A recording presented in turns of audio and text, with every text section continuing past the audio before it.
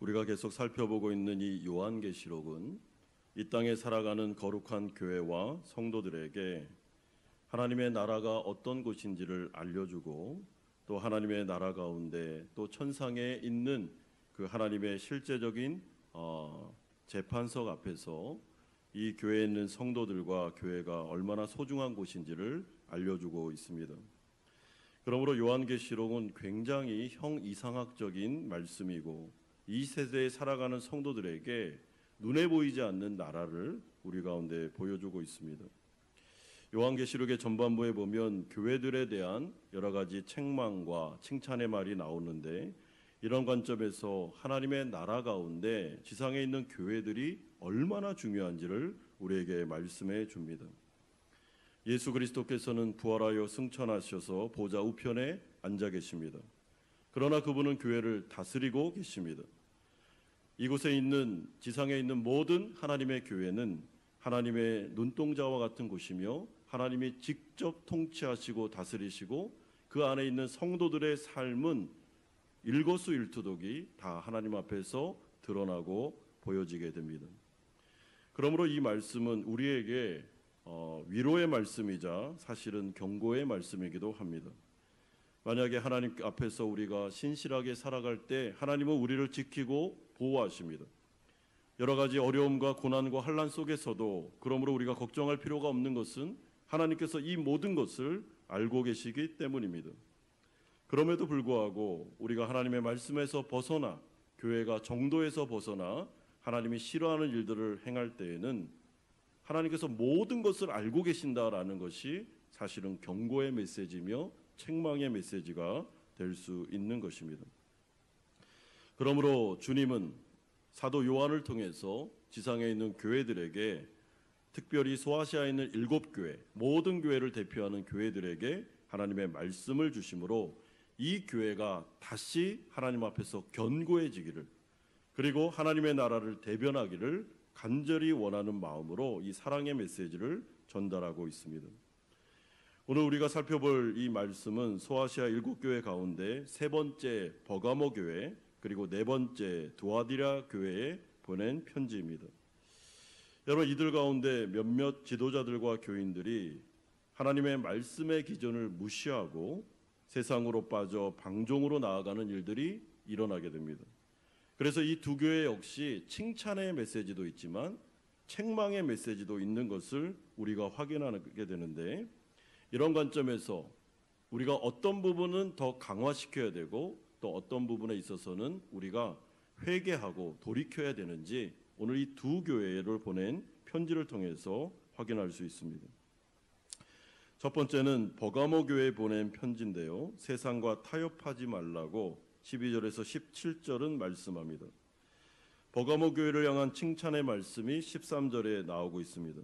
주님은 버가모 교회를 향해 내가 어디에 사는지를 내가 알고 있다라고 말씀합니다. 여러분, 이것은 버가모 교회가 있었던 도시의 영적인 상태, 상황이 어떠했는지를 주님께서는 너무나도 잘 알고 계셨다는 뜻입니다. 특별히 이 도시에는 사탄의 권자가 있었는데, 여기서 말하는 이 사탄의 권자는 그 당시 로마 황제 숭배 사상의 진원지가 바로 이 버가모였다는 것을 우리에게 말씀해 주고 있습니다. 여러분, 요한계시록을 보실 때 요한계시록은 그야말로 상징들이 많이 나와 있는 묵시문학입니다. 그렇기 때문에 이것을 그냥 문자적으로 해석하면 요한계시록은 정확한 의미를 알 수가 없습니다. 사탄의 권자, 그러니까 올라가지 말아야 될 곳에 인간이 올라가 있는 그 위치, 이게 어디입니까? 로마 황제가 스스로 자신이 신인 것처럼 올라가지 말아야 될 위치까지 올라와 있었고, 그것을 강요하고 있었는데 그 중에 이 사상의 진원지가 버가모였다. 굉장한 탄압과 핍박이 있었던 곳이 바로 이 버가모였다라는 것을 알려줍니다. 그래서 충성된 종이었던 안디바와 같은 순교자가 이 버가모 교회에서는 많이 나오기 시작했습니다. 하지만 버가모 교회 목회자들과 성도들은 이러한 어려운 상황 속에서도 믿음을 저버리지 않았습니다. 이에 대해서 주님은 칭찬하고 계십니다. 13절에 사탄이 사는 곳에서 죽임을 당할 때에도 나를 믿는 믿음을 저버리지 아니하였도다. 따라서 주님은 자신을 12절과 같이 좌우에 날선 검을 가지신 이로 소개함으로 말미암아 이 버가모 교회의 믿음을 잘 알고 계시는 예수 그리스도는 이 땅 가운데 있는 로마 황제 최고의 권력, 그리고 말 한마디로 사람을 죽일 수도 있고 살릴 수도 있는 이런 신과 같은 이 존재의 위에 계시는 이 로마 황제를 다스리시며 이 로마 황제를 심판하실 수 있는 분으로 자신을 소개하고 있습니다. 그러므로 무슨 말입니까? 버가모 교회에 있는 목회자들과 성도들은 극심한 로마 황제 숭배 사상 속에서도 안디바와 같은 순교자들이 나오고 있는 이 현실 속에서도 절대로 신앙을 잃어버리지 말고 믿음을 지키고 끝까지 순교를 각오하면서 이 길을 걸어가라라고 말씀하고 있습니다. 여러분, 이런 점에서 성도들이 상황과 환경에 따라서 신앙이 흔들리지 않는 것이 무엇보다 중요하구나라는 것을 여러분 생각하셔야 됩니다. 저는 요즘에 욥기서를 새벽마다 묵상하고 설교하면서 기독교의 참된 신앙이라는 것은 무엇일까라는 것을 생각하고 있습니다. 여러분, 욥을 잘 보시면 욥은 하나님의 은혜로 이 세상에서도 복을 받고 이 세상에서도 잘 살고 모든 것이 형통하는 시기를 겪었던 사람입니다. 그런데 한순간에 모든 것들이 몰락하면서 욥이 완전히 나락으로 떨어지고 있습니다. 그럼에도 불구하고 욥기서가 계속해서 우리에게 들려주는 것은 이 욥이라는 사람을 주목하면서 이 사람에 대한 하나님의 신뢰, 욥을 잘 받느냐, 욥의 경건함은 세상의 그 누구보다도 뛰어나다라고 하면서 하나님께서 욥을 인정하는 모습을 보여주는데, 여러분, 그런 전체적인 문맥을 볼 때 욥기서를 통해서 욥의 신앙을 조명해 주는데요. 그게 무엇인가 하면 이 세상에서 상황이 좋고 안정대로 살 때든지 아니면 모든 것이 몰락해서 너무나도 힘든 고난 가운데 있든지 간에 어떤 순간 속에서도 욥이 사실은 하나님 앞에 나와서 자신의 모든 이야기를 하고 있지만은 그럼에도 불구하고 그 중심에는 하나님의 절대 주권을 인정하면서 하나님에 대한 신앙을 포기하지 않고 끝까지 믿음을 지키는 모습을 우리에게 보여주면서 욥과 같은 신앙을 닮아야 된다라고 메시지를 전달하고 있다고 저는 생각합니다. 그렇기 때문에 성도들이 이 세상을 살아가실 때 다른 것은 몰라도 여러분, 신앙인 부분은 절대로 타협을 하시면 안 됩니다. 내 상황이 어렵든 고난이 오든 힘들든 아니면 상황이 좋든 상관없습니다. 하나님에 대한 사랑은 변함이 없다. 내가 이 부분은 끝까지 지키고 죽는 한이 있어도 내가 하나님에 대한 사랑과 경건은 포기할 수 없다라고 나아갈 때 여러분, 사탄의 권자가 있는 버가모와 같은 도시에서도 사탄이 두려워 떨면서 그 교회와 성도들을 어떻게 할 수가 없는 것입니다. 제가 오늘 한 성도를 만나 신방을 했는데 그 성도가 참 어려운 고난과 또 힘든 시기를 보내고 있었습니다. 그래서 이렇게 신방하고 기도해 드리면서 제가 이런 말을 드렸습니다. 너무 이 상황이 어려우니까 마음이 막 흔들리고 때로는 원망이 되기도 하고 때로는 기도하면 뭐하나, 기도한들 하나님이 들어주시나 이런 생각이 든다고 고백을 했습니다. 그래서 제가 그 성도님에게 그런 마음이 들 때, 사탄의 시험이 자꾸만 마음속에 임할 때는 하나님 앞에서 이렇게 한번 고백해 보라고, 기도하면서 하나님, 제가 참 어려운데, 그리고 사실 마음이 힘들고 뭐 의심하는 생각도 자꾸 드는데 하나님, 제가 오늘 이 기도를 통해서 고백합니다. 하나님에 대한 신앙은 제가 포기하지 않겠습니다. 어떤 순간이 와도 이 믿음만큼은 제가 절대로 포기하지 않겠습니다. 한번 그렇게 기도해 보라고 제가 권면을 드렸습니다. 여러분, 왜 그렇게 권면을 드렸냐면 그런 고백이 나오면 사탄 마귀가 두려워서 떠납니다. 여러분, 절대로 그 성도는 건들 수 없습니다. 그렇기 때문에 이 버가모 교회에 있었던 이 목회자들과 성도들, 너무나도 상황은 어려웠지만 이들이 굳게 믿었던 게 뭐냐면, 죽는 한이 있어도 예수님은 내가 거부할 수 없다, 포기할 수 없다, 내가 그냥 죽는 길을 걸어가겠다라고 했던 안디바와 같이, 순교자들과 같이 그 길을 걸어가고 있었고, 이에 대해서 주님은 버가모 교회를 칭찬하고 있습니다. 그런데 주님은 버가모 교회를 향해 칭찬의 말만 주는 게 아니라 사실은 책망의 말도 한 가지를 주고 있습니다. 그것은 교회 안에 있었던 몇몇 부류의 사람들이 하나님의 말씀을 지키지 않고 방종의 길로 나아간 것입니다. 14절에 보면 버가모 교회에 있던 소수의 무리를 향해 발람의 교훈을 지키는 자들, 15절에는 니골라당의 교훈을 지키는 자들이라고 부르고 있습니다. 그러면서 이들이 잘못했던 것을 14절에 이야기하는데, 우상의 제물을 먹은 것과 행음을 행한 것에 대하여 책망하고 있습니다. 여러분, 여기서 이들이 우상의 제물을 먹었다, 그리고 행음을 행했다라는 것은 이렇게 보시면 됩니다. 문자적으로 이들이 성적인 음행을 저질렀다라고 볼 수도 있지만은, 더 정확한 해석은 이들이 우상의 제사, 세상의 문화와 풍습에 동참하고 하기 위해서 세상 사람들이 행했던 모든 이들을 함께 동화되어 했다라고 보시면 됩니다. 버가모 교회에 출석한 성도들 가운데 이들의 세계관과 가치관이 여전히 세상 사람들과 동일해서 신앙보다도 이 세상에서 잘 먹고 잘 살고 안정된 삶이 신앙의 우선순위로 있었기 때문에 교회는 잘 나오는데 예배는 빠지지 않지만 세상으로 나가서는 어떻게 해요? 사람들과 쉽게 어울리고 그들이 원하는 방식으로 그 세계관을 가지고 동화되어 살아갔기 때문에 이들이 우상에게 드린 제물을 먹으면 함께 먹고 행음을 하면 함께 행음함으로 말미암아 쉽게 말해 그들의 비율을 맞춰주면서 이 세상을 잘 살아가려고 노력했던 자들, 이런 사람들이 몇 부류가 있어서 이 부분에 대해서 예수님이 책망하고 있습니다. 그렇기 때문에 이런 성도들이 자신들이 이 세상 가운데 방종하는 인생을 살 뿐만 아니라 서슴없이 다른 성도들을 향해서 그렇게 살아도 괜찮다고 이렇게까지 영향력을 줬던 것이 문제였습니다. 여러분, 쉽게 말하면 이렇습니다.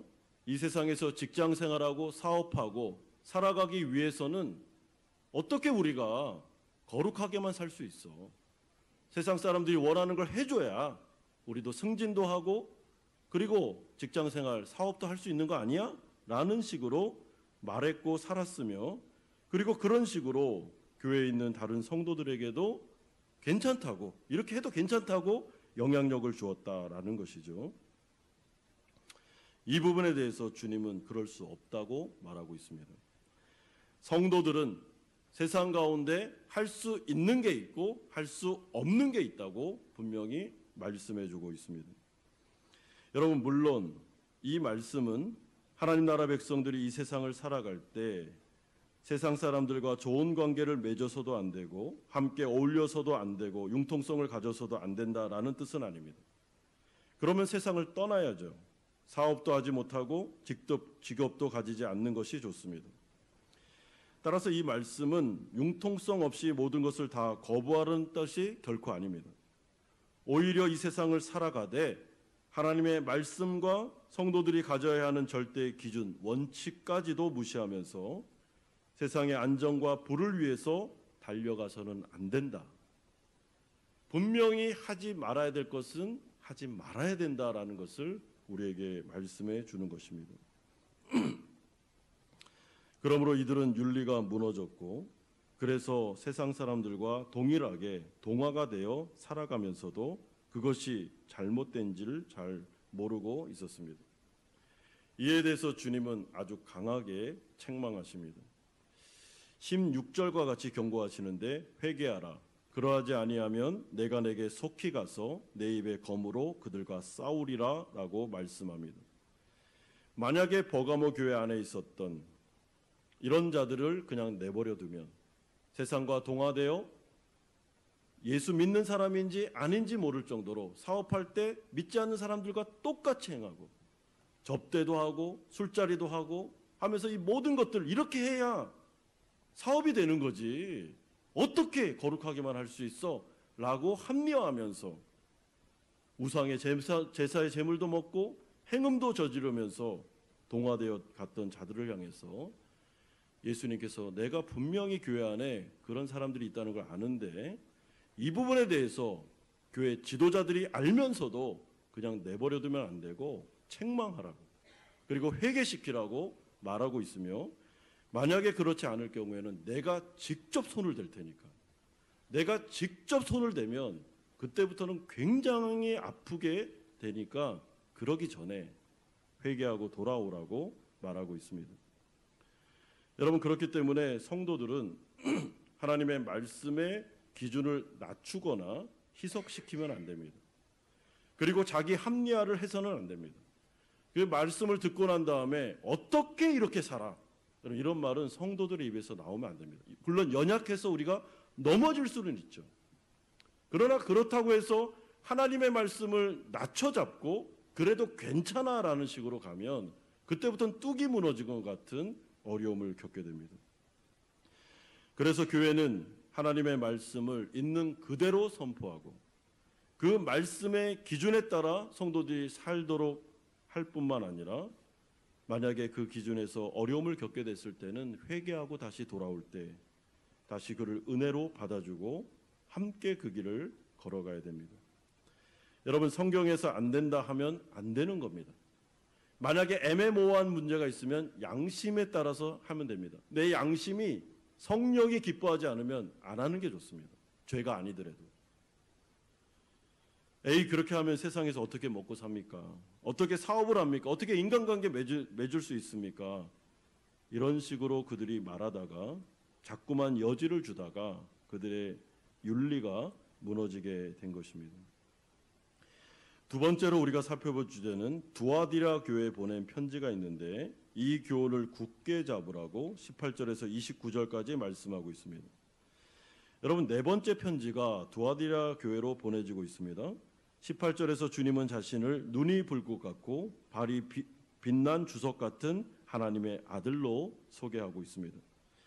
이것은 로마 황제와 결코 비교할 수 없는 모든 것을 꿰뚫어 보고 계실 뿐만 아니라 결코 흔들릴 수 없는 권세와 능력을 가지신 영원한 최종 권위자 되시는 하나님의 아들을 소개하는 내용입니다. 이분이 바로 두아디라 교회의 모든 사정을 다 알고 계셨습니다. 그러므로 주님은 19절에서 이들의 사랑의 섬김과 믿음의 인내를 칭찬하고 계십니다. 여러분 이런 점에서 두아디라 교회는 참 훌륭한 교회였는데 사랑과 믿음에 있어 균형을 잘 잡고 있었습니다. 특별히 대부분의 성도들은 믿음과 사랑에 있어 진보를 이루어 영적인 성장을 이루고 있었습니다. 예수님의 제자가 되어서 믿음도 좋은데 사랑도 있는 이것이 균형 잡히게 일어나고 있었는데 여러분 이것이 바로 성경에서 말하는 기독교의 아주 중요한 부분들입니다. 그래서 주님은 19절에 네 나중 행위가 처음 것보다 많도다라고 하면서 칭찬해주고 있습니다. 처음에 출발했을 때보다 신앙이 점점 자라가서 이제는 믿음도 좋고 사랑도 풍성한 교회가 되었구나. 너무나도 정말 칭찬하고 싶다라고 말씀해주고 있습니다. 여러분 그래서 주님은 이들을 향해 24절과 같이 격려하십니다. 두아디라에 남아있어 이 교훈을 받지 아니하고 소위 사탄의 깊은 것을 알지 못하는 너희에게 말하노니 다른 짐으로 너희에게 지울 것은 없노라. 25절에 다만 너희에게 있는 것을 내가 올 때까지 굳게 잡으라. 다른 말씀을 줄 게 없다.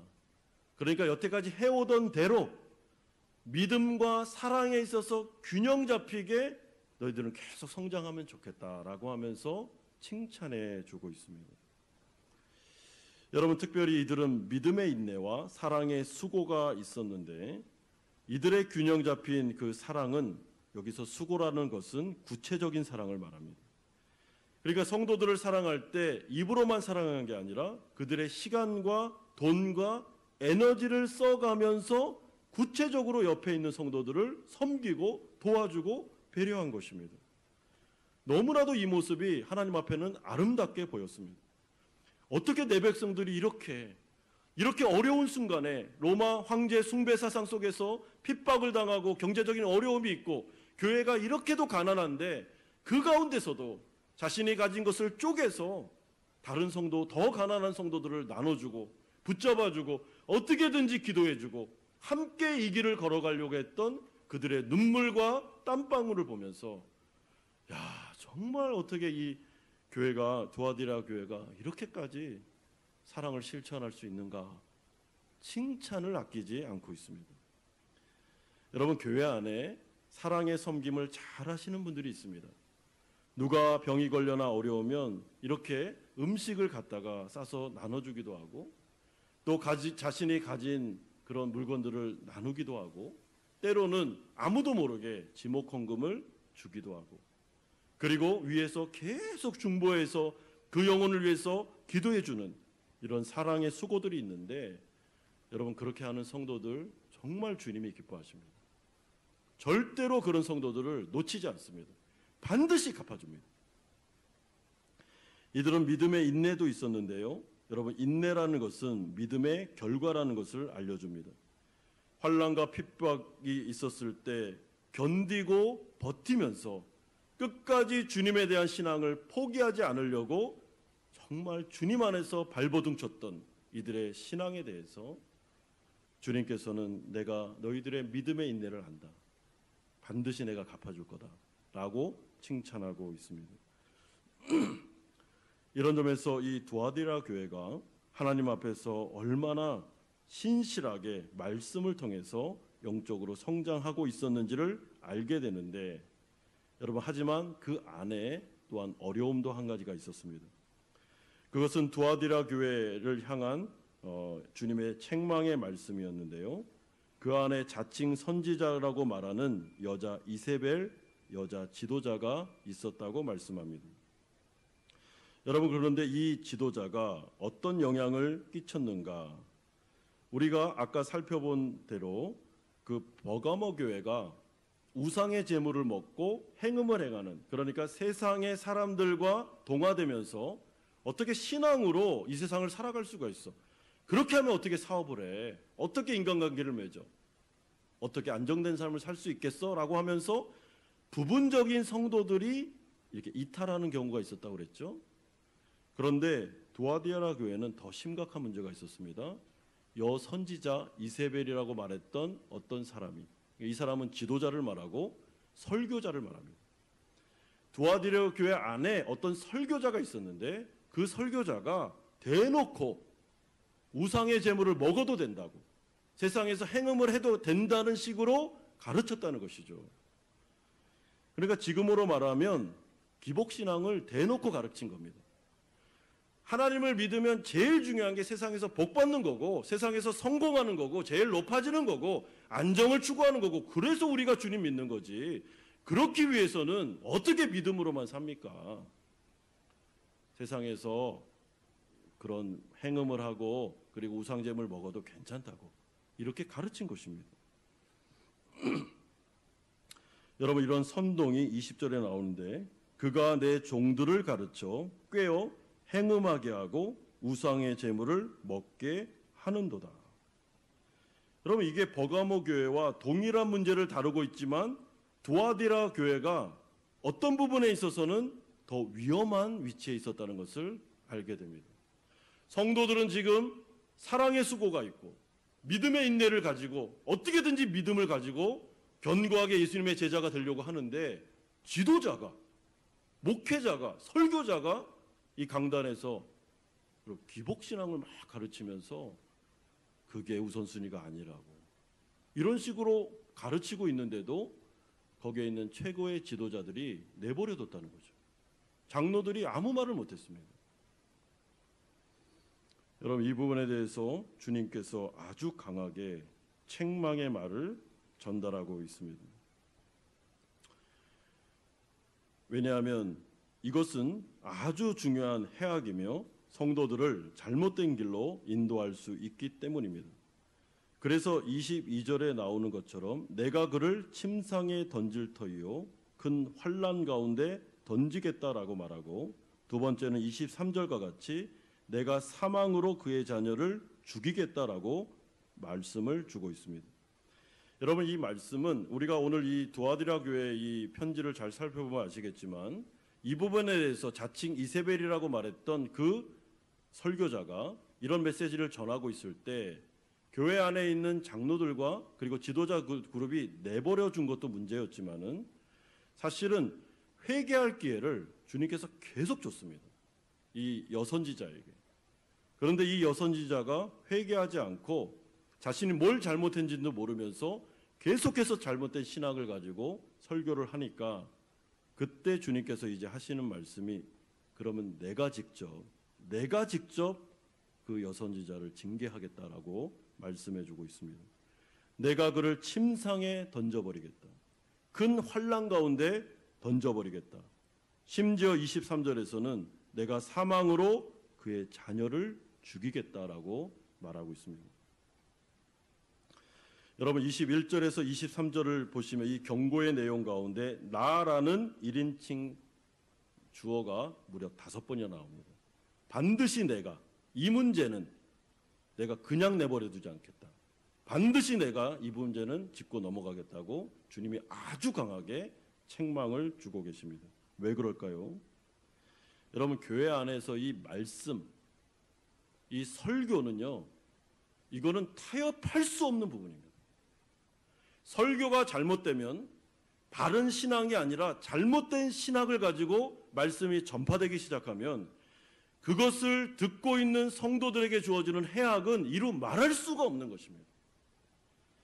여러분, 태어나서 모태신앙으로 자라 여태까지 맨날 기복신앙만 들었다고 생각해 보십시오. 하나님을 믿는 것은 세상에서 잘 되는 겁니다.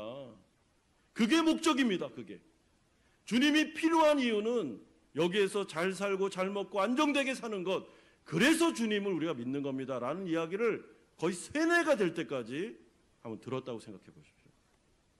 여러분, 그 세계관, 그 가치관을 바꾸는 데는 엄청난 노력이 필요합니다. 거의 회개를 정말 너무 많이 해야지만 돌이킬 수 있는 것입니다. 그래서 우리가 신앙생활을 할 때 어떤 말씀을 듣느냐, 어떤 신학의 메시지를 듣느냐, 성경적인 메시지냐 아니면 잘못된 메시지냐는 결정적으로 중요하고, 이 부분에 있어서 이 두아디라 교회가 참 좋은 지도자들이 있었고 말씀 중심의 사람들이 있었는데, 그래서 성도들이 영적 성장을 잘 이루고 있었는데, 그 중에 한 사람, 자칭 이세벨이라고 말했던 이 여선지자가 잘못된 해악을 하는 말씀을 전하고 있음에도 불구하고 이 부분을 내버려둔 부분에 대해서는 분명히 주님이 내가 하겠다, 너희들이 안 하니까 내가 침상에 던져버리고 자녀들을 죽여버리겠다라고 하면서 이 문제를 타협하지 않고 계시는 것입니다. 여러분, 그렇기 때문에 이 교회라는 것이 얼마나 무서운 것인지 모릅니다. 물론 행복하고 하나님 나라 백성들이 모여있기 때문에 너무나도 우리 가운데 은혜와 사랑이 넘치는 곳이죠. 그러나 여러분, 이 교회라는 곳은 이 세상에 있는 병원보다도, 병원은 육신의 생명을 다루는 곳이지만 교회는 영혼을 다루기 때문에, 영원한 운명을 다루는 곳이기 때문에 이 교회는 정말로 두렵고 무서운 곳입니다. 여러분, 그래서 설교자들은 하나님의 말씀을 듣고 목회를 시작할 때 안수를 받습니다. 그리고 신학 공부를 해야 됩니다. 신학 공부를 하고 말씀을 준비하고 그 범위 안에서 말씀을 전하는 것, 너무나도 중요한 것이죠. 왜냐하면 그래야 영혼들이 다른 길로 빠지지 않고 정확하게 예수님의 제자가 되어 하나님의 영생을 누릴 수 있기 때문에 그런 것입니다. 여러분, 하지만 이러한 이세벨의 거짓 메시지를 듣지 않고 따르지 않았을 뿐만 아니라 모든 환난과 핍박 가운데서도 신앙을 지킨 자들이 있었는데, 이들에게는 26절과 같이 만국을 다스리는 권세와 28절과 같이 새벽별을 주겠다고 약속하고 있습니다. 여러분, 여기서 새벽별의 상급, 이 부분이 좀 해석하기 어려운데 이게 아주 중요한 단어입니다. 새벽별의 상급이라는 것은 하나님의 말씀의 정확한 해석을 통한 하나님의 진리의 빛, 별이 빛을 말하지 않습니까? 진리의 빛이 계속해서 이들에게 주어지는 복을 내려주겠다라는 것을 약속하고 있습니다. 하나님의 진리편에 선 자들에게는 하나님께서 계속 새벽별과 같은 진리를 비춰주겠다. 그래서 옳은 길을 갈 수 있도록 해주겠다라는 보호의 말씀입니다. 그러므로 오늘 본문이 우리에게 들려주는 메시지는 두 가지입니다. 하나는 어떤 상황 속에서도 우리가 신앙을 포기하지 않고 믿음을 지켜야 된다는 것. 상황이 좋든 나쁘든 상관없이 여러분, 신앙의 문제는 흔들리면 안 되는 문제입니다. 이것은 우리의 영혼이 달려있는 문제이기 때문에 그런 것입니다. 그리고 두 번째는 교회 안에서 성도들에게 있어서 가장 중요한 것 중에 하나는 하나님의 진리의 말씀을 들어야 된다는 거예요. 성경이 바르게 해석되어 이 영혼을 맡길 수 있는 하나님의 말씀, 이 말씀이 교회에서 선포돼야 되며 이 말씀이 그릇되게 선포되지 않도록 말씀을 전하는 자와 듣는 자는 이 부분에 있어서 정말 생각을 깊이 하고 교회 안에 바른 복음이 전해질 수 있도록 노력을 해야 된다라는 것을 알려주고 계십니다. 사랑하는 성도 여러분, 그러므로 하나님의 말씀 안에서 우리가 거룩해지기를 바라고 이 세상 안에서 하나님의 말씀에 따라 살기 위해서 안 되는 것은 안 된다는 기준이 있으셔야 됩니다. 여러분, 자녀를 키울 때 진짜 사랑스럽죠? 아이들이 얼마나 예쁩니까? 그래도 아이들을 키울 때 이건 안 돼. 이거는 아무리 내가 널 예뻐해도 이건 안 돼. 하면 안 돼. 라는 것이 있어야 그 아이가 바른 길로 갈 수 있습니다. 설교도 마찬가지입니다. 은혜와 축복의 메시지가 이 성경 안에도 있지만은 그럼에도 불구하고 주님께서 우리에게 이건 안 돼. 그건 안 된다. 라고 하는 말씀이 있을 때 설교자는 정직하게 그 말을 해 주어야 됩니다. 여러분, 세상에서 세상 사람들은 다 할 수 있지만 성도는 못하는 게 있습니다. 우상의 재물은 먹으면 안 됩니다. 그거는. 행음은 하면 안 됩니다. 내가 아무리 사업적인 손해를 봐도 여러분, 접대는 안 됩니다. 그건 아닙니다. 주님이 원하시지 않는 것은 안 하는 게 좋습니다. 그런 목사님 어떻게 사업합니까? 세상에서 어떻게 살아가겠습니까? 그러니까 믿음으로 살아야죠. 그러니까 하나님을 의지해야 되지 않겠습니까? 세상 사람들과 우리가 경쟁할 때 경쟁하기 너무나도 어려우니까 이것도 안 되고 저것도 안 되고 모두 다 안 되면 우리가 어떻게 살아갑니까? 그러니까 주님의 도움이 필요하고 주님의 은혜가 필요한 거 아니겠습니까?